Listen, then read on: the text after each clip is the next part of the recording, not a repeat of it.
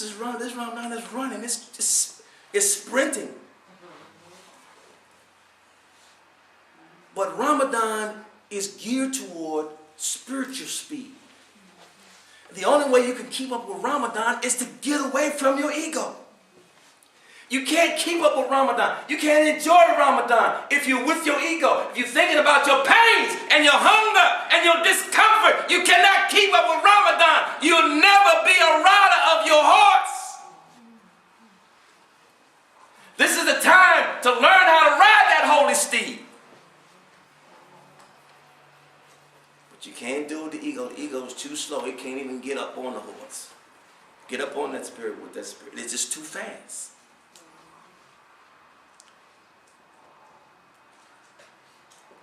We're asking Allah. We're begging Allah. Allah, we're begging you.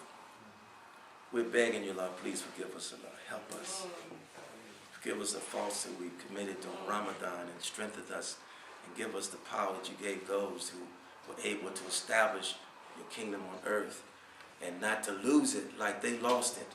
Not to be like those who found it and lost it. Allah, we're asking you to help us to keep it, Allah. We're asking you to be those whom you have decided that we would be the ones who establish your kingdom on earth as it is in heaven. Allah subhanahu wa ta'ala, let us die to this world and not be of this world, but in it, but not of this world. To have the power and the support of all the prophets and all the saints and all those that you love for the sake of all that is good. Allah, we're begging you, please, please, please, forgive us for the sake of your blood, Muhammad sallallahu alaihi wasallam, and all those good people that you sent to establish his kingdom and his rule on earth. In and after woman, all Tawfiq al-Fatiha.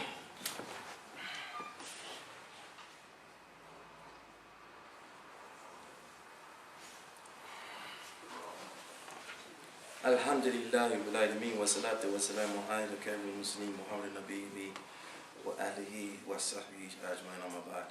Alhamdulillah. And that was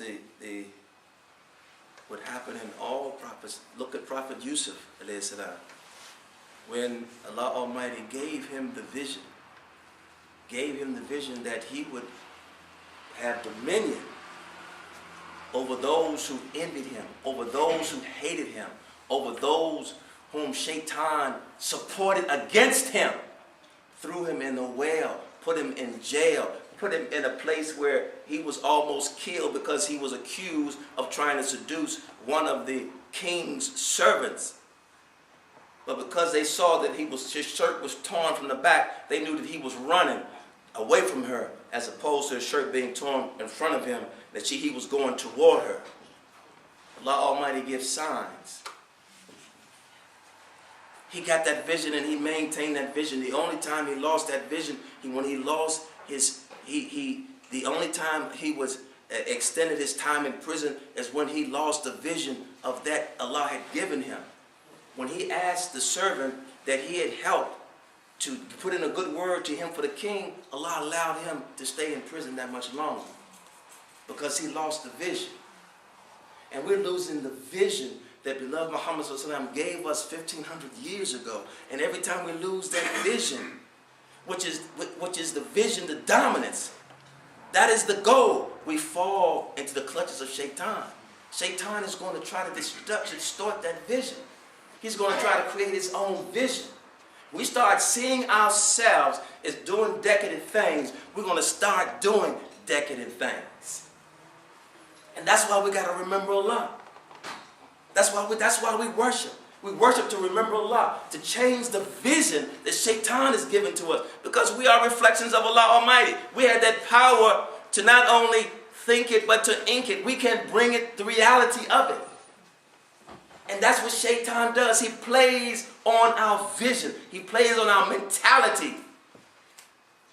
He takes the dominance of our mentality away from us, seeing the vision and knowing. He takes that away. So it doesn't filter into our heart, our iman, and open up our heart and have our bodies directed in the way it should be directed in, and not in ways that it shouldn't be directed in. Do you think the people out in the streets, our youth in the streets, they have a vision of dominance for Allah Almighty, Shaitan has intervened in their vision. They have a vision only of dying and killing someone. That's their vision. We have to change that vision. We are the ones we're looking for. And that's why I'm saying it's going to take a miracle. It's going to take a miracle. That miracle starts with us in us this Ramadan. This Ramadan is the last Ramadan like this. I don't see it no other way. Takbir! Takbir! Takbir! How can we continue to sit idly by and allow Shaitan to dominate us? To be disobedient to our Lord? Shaitan does nothing for us. Bring us pain and misery and oppression. And we're going to listen to him, allow him to make us become decadent in front of our Lord? That's why we keep suffering. We're asking Allah to please forgive us. Please forgive us, Allah Almighty. For the sake of your beloved Muhammad, for the sake of all that is good, please forgive us and raise us and give us more power so we may be with Makkah Isa alayhi salam, to establish his kingdom on earth as it is in heaven, to challenge this oppression and knock the life out of Shaitan. Takbir! Takbir! Takbir! Fatiha. Bismillah.